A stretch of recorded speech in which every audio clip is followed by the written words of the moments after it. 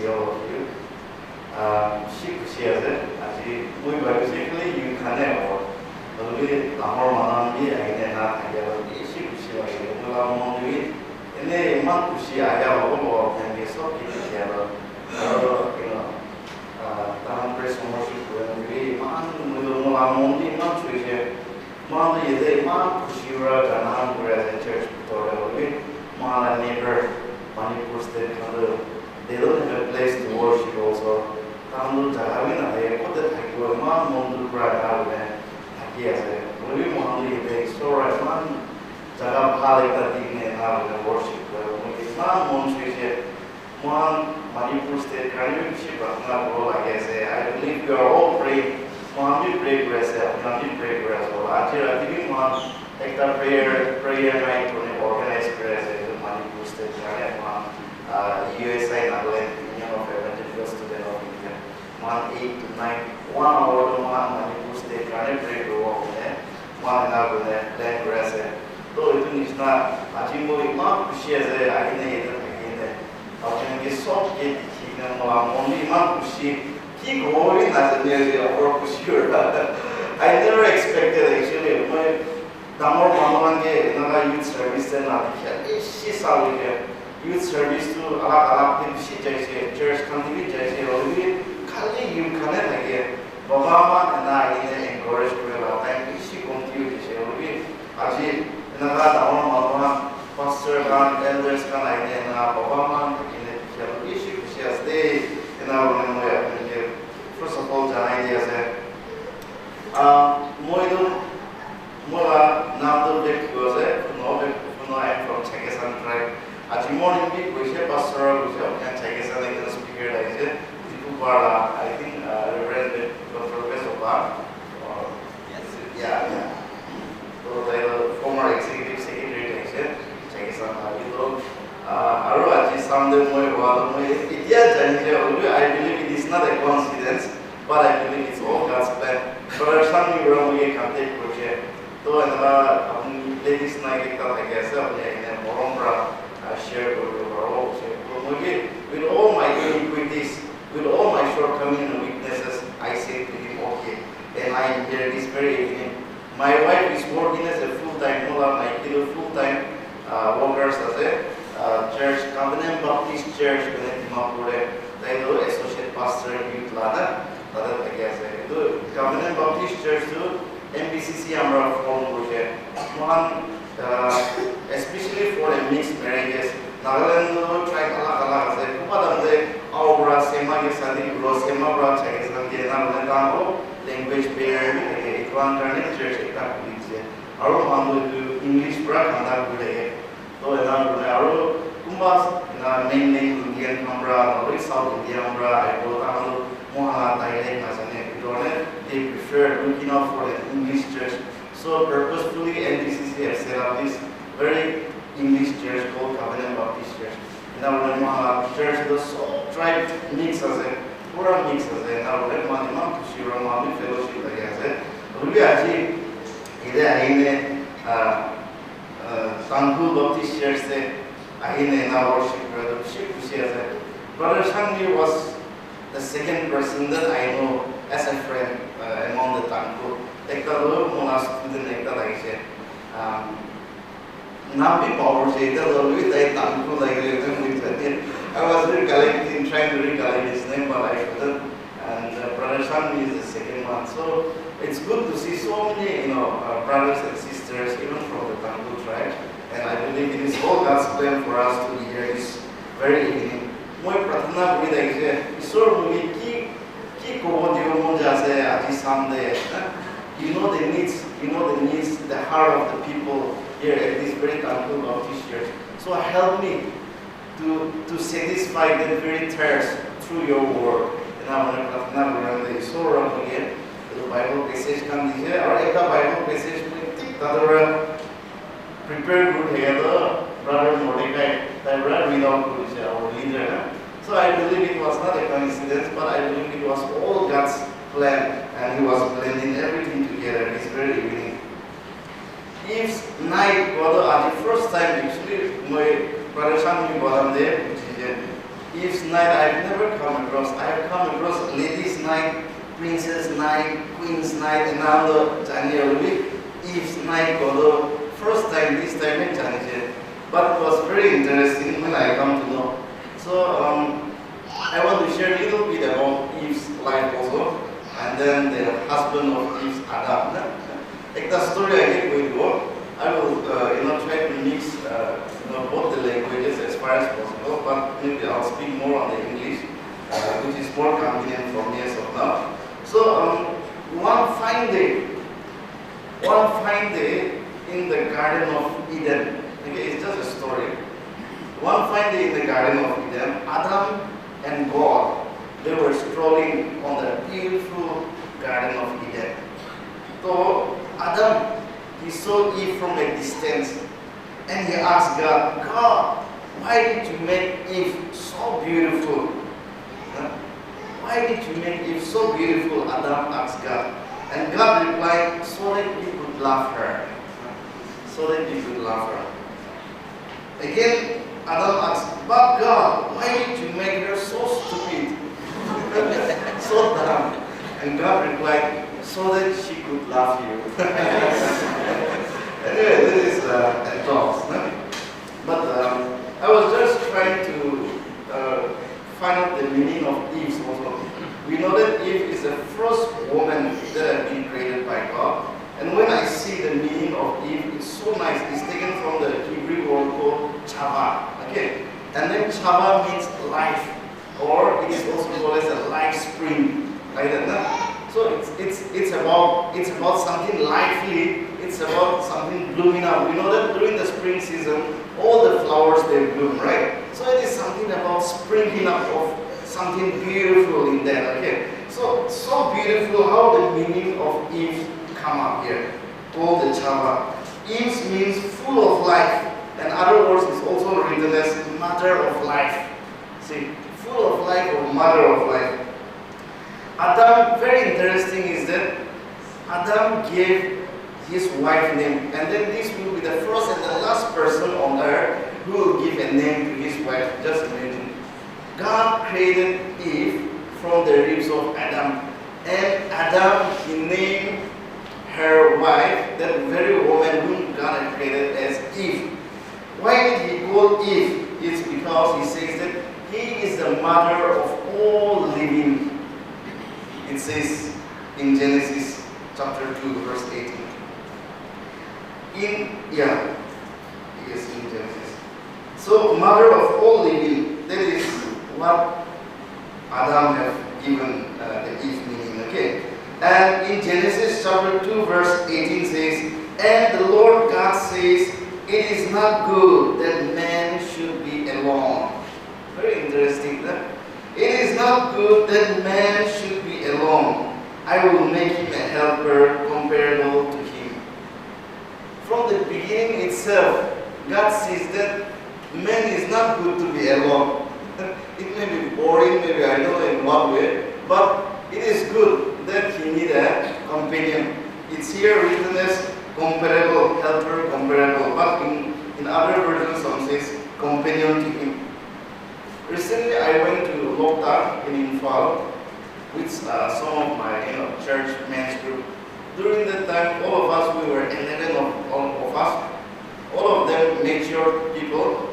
And then one thing that I also long for it is, at least, why don't we have a woman among our midst also like that? I started contemplating, because everything is so raw. Nobody care about anything also. Anytime if you want to fart, you will just fart it also. Anytime you want to do anything, it's so so cowboy style. But when women are there, they give us that beauty, they give us that flavor.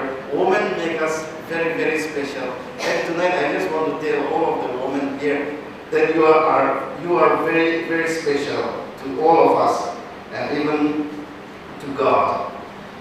I want to come to the Genesis chapter 3, where the serpent tempted Eve. I was just wondering while I was preparing this passage, why didn't serpent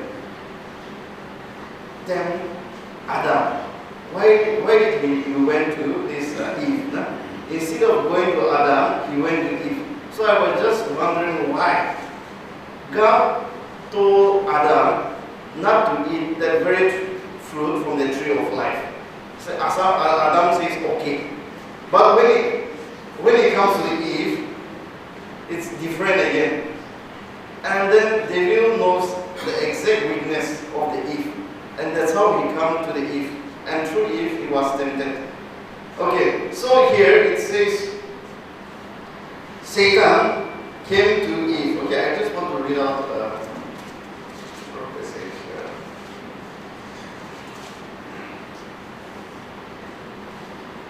Now the serpent was more cunning than any beast of the field, which the Lord God had made.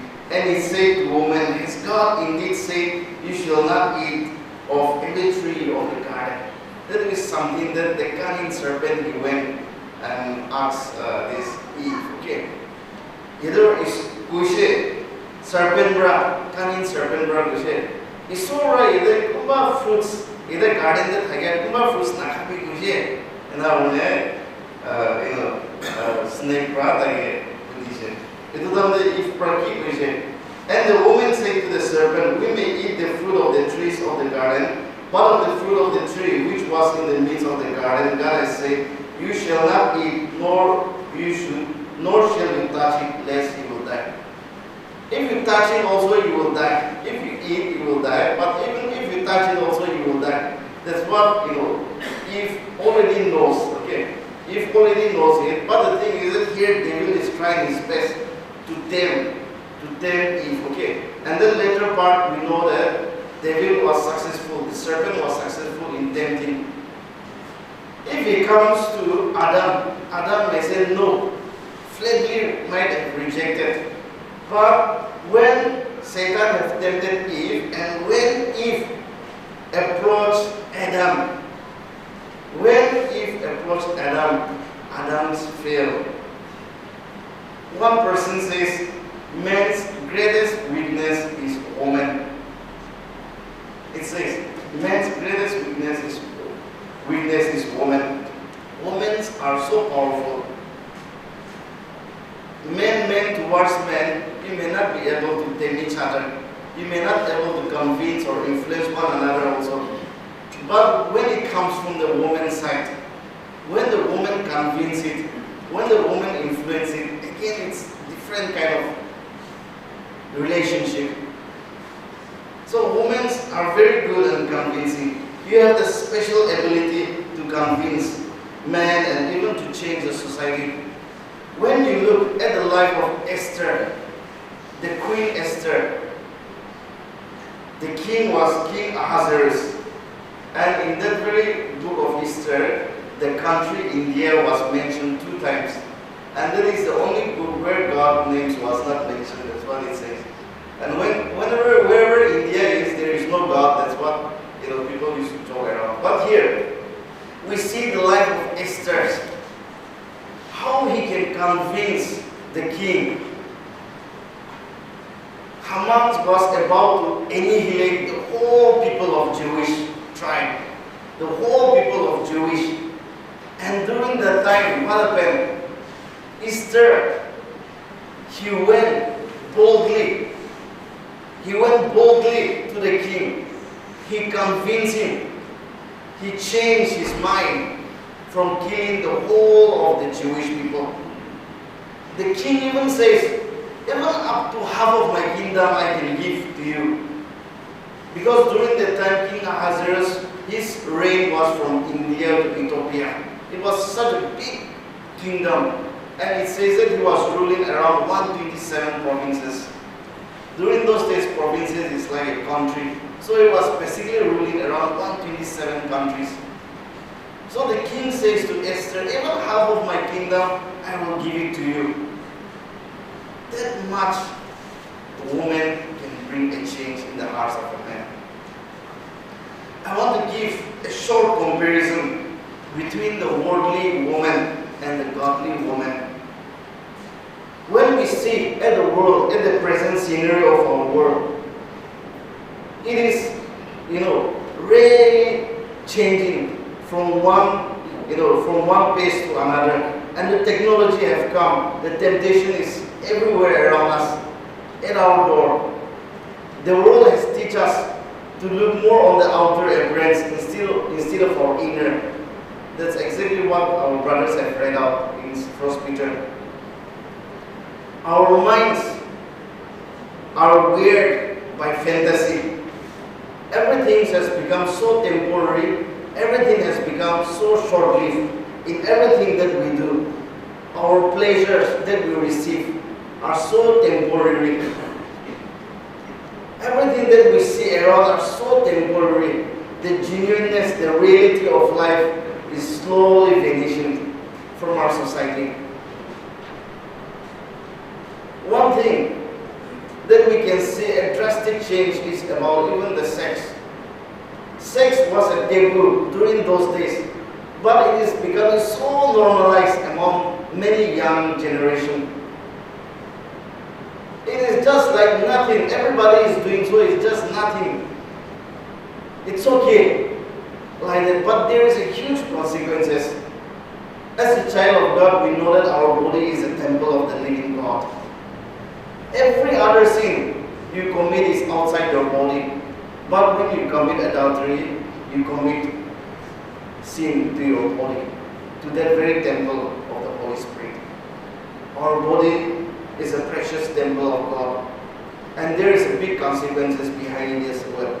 I don't know why, but while preparing, I just want to bring up this message also about the lives of King David. When he had committed adultery with Bathsheba, the consequences was huge. Instead of repenting, he tried to cover up his sin. And then he went up to the extent of killing Bathsheba's husband also. And during that time, so many things went wrong in his life. In the later part, we know that he had to pay the price.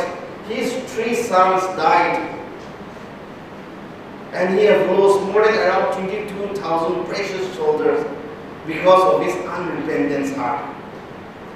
So there is also a consequences behind it. But the thing is that this present generation, we fail to see this kind of consequences, thinking that everything is so normal. We become so self-centered. One of my students, she was in BSc 5th semester. She came to me one day for counseling, and then she said, "Sir, I'm struggling with one particular thing in my life. I don't know why, but I couldn't get rid of it." And then she said, "I've become so self-centered. I want to get the attention of everyone. Whenever she is in the classroom, she wants to be that kind of a queen.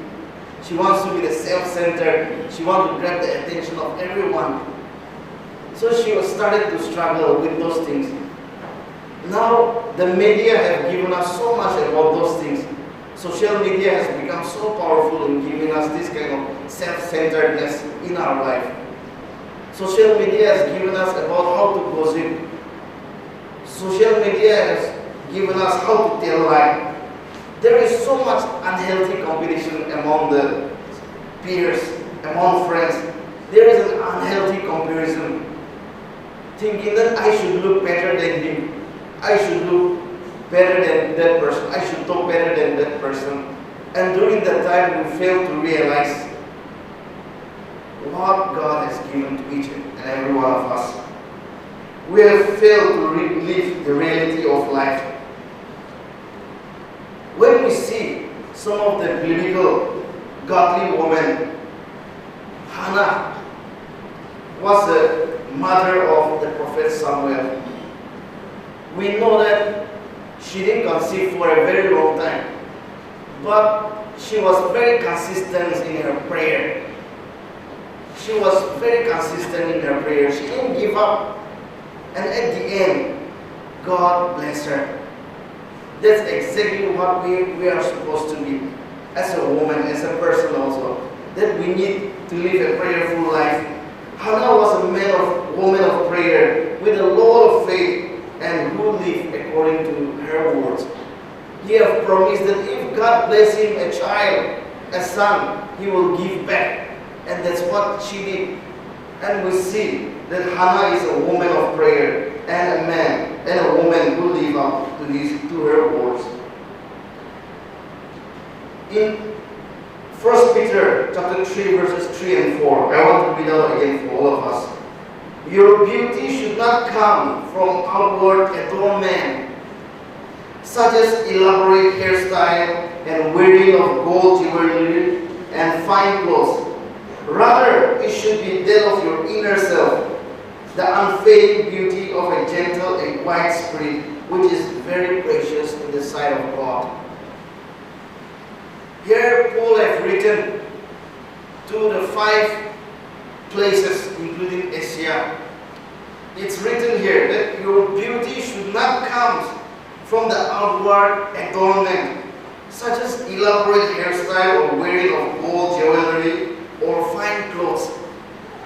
But this present generation, the world have teach us that your beauty, your real beauty is coming from these kind of things. And we use social media to show our beauty.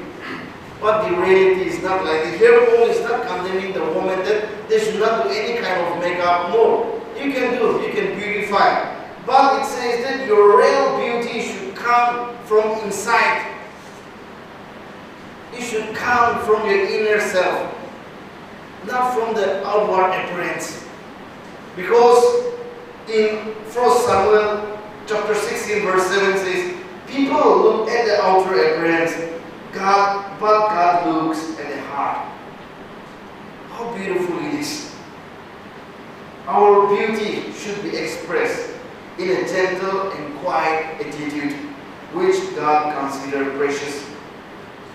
Real beauty is a beauty that nobody can destroy. And God values that beauty in our lives.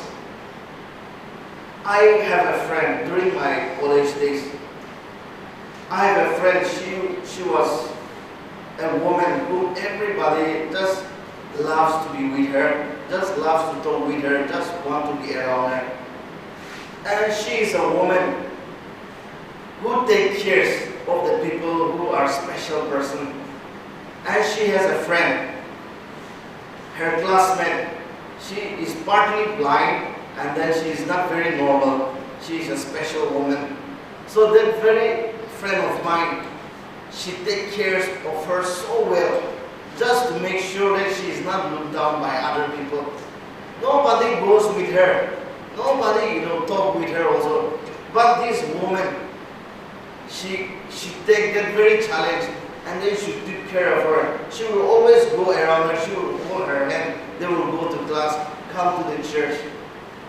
It was such a pleasant moment for many guys to see her working in that way. And I was shocked on the day of the parting social, when we were given parting social, a farewell program to their page, because she was my senior. And during that time, she received lots of flowers, bouquets and bouquet of flowers, because she won the heart, not because of her beauty or outer appearance, but because of the genuineness of her heart that she carried.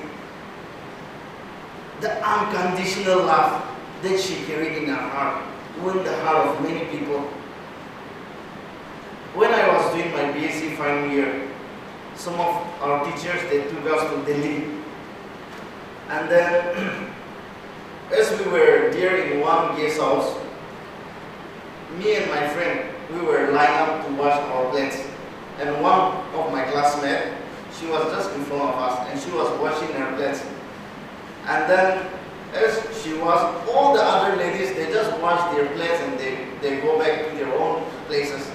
But this lady, after she washed her plates, she take our plates over. And then, my friend, he was shocked to see that, because maybe he was not used to that kind of thing. Before he never talks about her.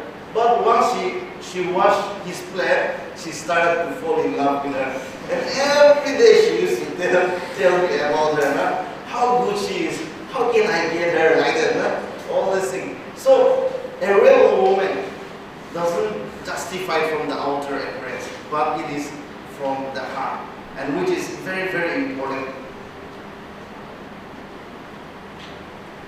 Tabitha, she is also called Dorcas. We know that she is a woman who helps the Jewish and the Greeks alike. She was very generous in her giving. She was a woman whom everybody loves. All her neighbors love her because she was very, very good in giving. She was very good in hospitality. And this Tabitha is a woman which I really look up also when I see her stories. How she has been generously giving to her neighbors who are in need. And when she died, so many people come and mourn for her. And even they called the two disciples, Peter and James, to come. And then they came. Sorry, not Peter and James, it's Paul, okay. They came and they prayed for her. And that's how she was made alive. That much people have a heart for a person when they died. Can we be that kind of Tabitha in our heart? When we see the life of Mary, the early mother of Jesus, she maintained her purity, and that's how she found favor in the Lord. That's what it says. How beautiful it is. In 1 Timothy chapter 4 verse 12 says, "Do not let anyone look down on you because you are young, but set examples for the believers in speech, in conduct, in love, in faith, and in purity." And in purity. And we see how the early mother of Jesus, Mary, have done that, and she found favor in God's sight. It is very important. The best gift that you can ever give to your spouse is your purity. I just want to encourage all of us this very evening, do not down that. Rahab, in Joshua it says that Rahab was a prostitute. Rahab was a prostitute, but he provides shelter to the Israelite soldiers, and she puts her own life at risk while demonstrating faith in God. And that's how in James it says that he was called as a righteous woman. She had faith in the Lord and she put it into practice. Faith without deeds is dead. So if we have faith in God, we need to put into practice, just like the Rahab, who was a prostitute. Yet in the Old Testament he was considered a prostitute. Yet in the New Testament she was called as a righteous woman. How beautiful it is. With God everything can be made anew. What is impossible with man is possible with God. And what good thing, what good character of God is, when God forgives, He forgets. That's what in Isaiah says. And that is the specialty of God. We human beings, we don't have that quality. We say that we forgive, but we cannot forget. But God, when He forgives you, He forgets. We can always start a new chapter in our life. In Psalms 31 says, "Charm is deceptive, beauty is fleeting, but a woman who fears the Lord is to be praised." Everything, our outward appearance, our outward adornment are just passing by, slowly passing by. We are not going to be youth forever. One day we will become a mom, we will become old and die. All these things will just pass away. But a woman who fears the Lord will be praised. A woman who fears the Lord is to be praised. There are so many people who try to live that kind of outward life, and when the reality strikes, it is too late. I come across a magazine of how a Korean woman, a Korean guy fall in love with a beautiful Korean woman. And when that Korean woman gives birth to a child, the child turned out to be very ugly, and the husband sued her wife. Later the husband came to know that she did plastic surgery and she makes herself so beautiful. She was full. Outer appearance will just, go away one day. But the real genuineness in your heart, the love that you have, will stay forever till the end. Donald Trump, we know that, the former US president, this is the third wife that he has right now. Women also lost beauty. Men also lost beauty. Even if he keep on changing, right now his present wife also, one day she will get old with full of wrinkle. And then he may not like her anymore, and he may go to another woman. So that is the kind of things. If you look at the outward appearance, outdoor appearance, one day everything will just pass by. But a woman who fears the Lord, genuinely fears the Lord, who has this fruit of the Spirit in her heart, love, joy, peace, patience, kindness, goodness, gentleness, and self-control, that woman is to be praised. That woman is to be praised. The older you grow, the stronger your love will become when you truly hold on to God. A godly woman seeks God's first in her life. A godly woman loves unconditionally. A godly woman leads a prayerful life. A godly woman has a servant heart. A godly woman is full of humility. A godly woman respects others. A godly woman leads a faithful life. A godly woman honors other people. A godly woman has the fruit of the Spirit. A godly woman shows hospitality towards others. A godly woman has a stewardship wisdom. How beautiful it is. Now I just want to share, even to all the people, though today is ladies' night, but I just want to end with the life of Moses, including everyone in this spot together. When we look at the life of Moses, Moses lives for 120 years on this earth. In the first 40 years of his life, he was the prince of Egypt. And Egypt at that time, they were the highest civilization, most civilization. They were like the US right now. Their civilization is so high during that time. And then Moses was the prince because he was adopted by the Pharaoh's daughter. So during the early part of his 40 years life, he enjoyed all the luxuries. Whatever things that he wants, he can have. Whatever things that he doesn't want, he can just throw it.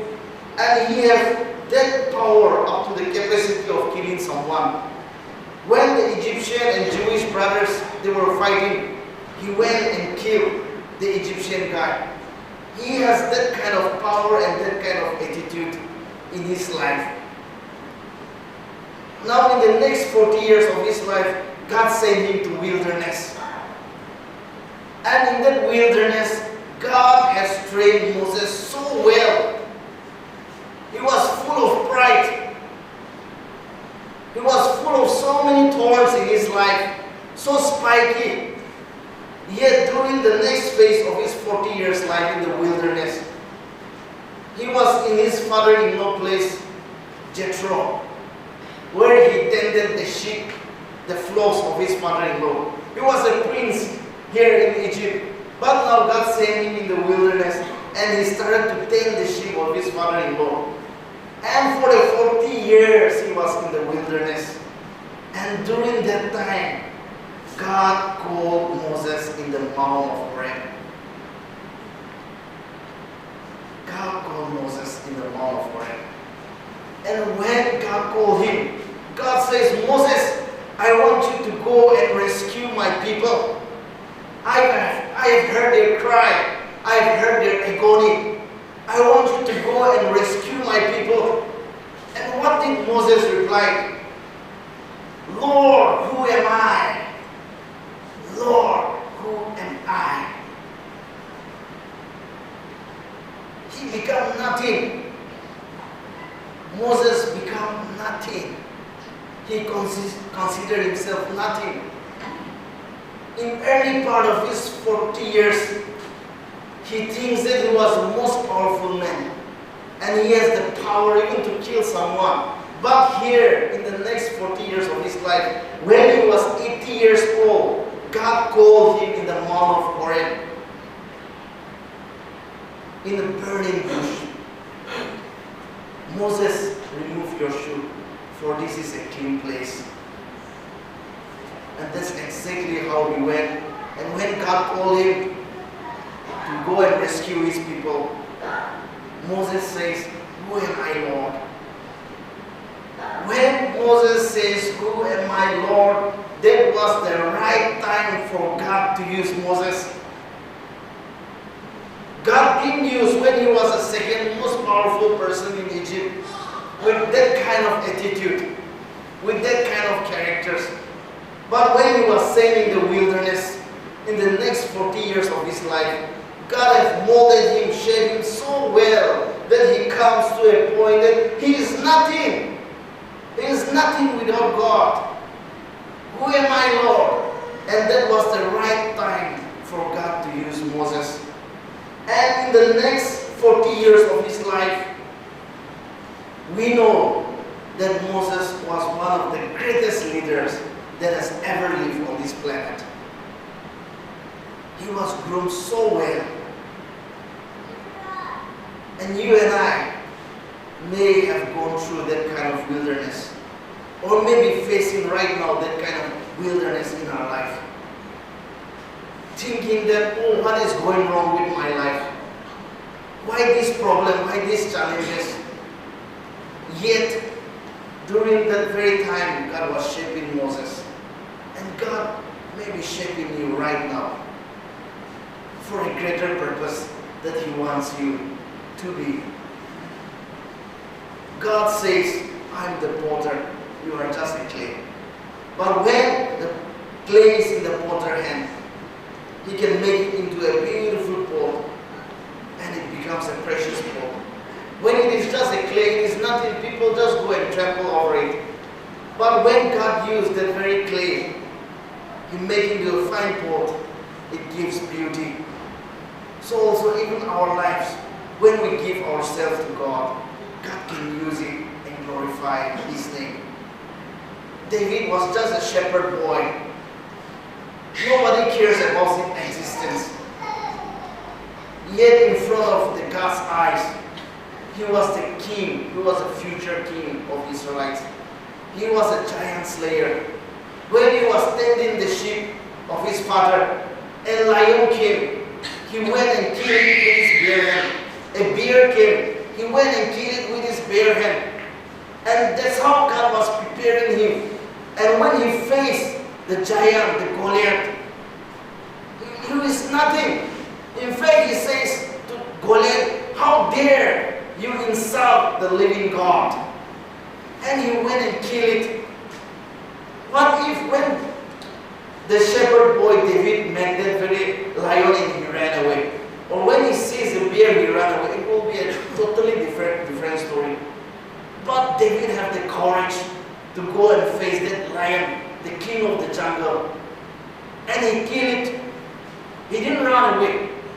When he saw the bear, he killed it. So all this time, God was preparing David to kill that very giant Goliath, whom everybody feared. When they even hear their name, his name, they tremble. That's what it says. Leave it about seeing him. But when they hear his name also, they tremble up to the extent. But for a young shepherd boy, when he sees Goliath, he just sees him as an ordinary man. He went ahead and killed that very Goliath. So even in our lives, we may go through challenges and difficulties, but we should not run away from it. We should not hide away from it, but we should face it boldly with the power of God, with the strength of God. And when the time comes for us, we will be victorious in Christ Jesus. You are prince and princess of God, because our God is a king. How good it is. if you know that you are the princess, if you know that you are the prince, then live like one. Don't live a defeated life. No matter what the challenges may be, God is always there to strengthen us, to equip us, to mold us, and to shape us. When God calls you, He also equips you. He doesn't call you and abandon you, but when He calls you, He will also equip you. He will shape you and mold you into the persons that He wants to use you for His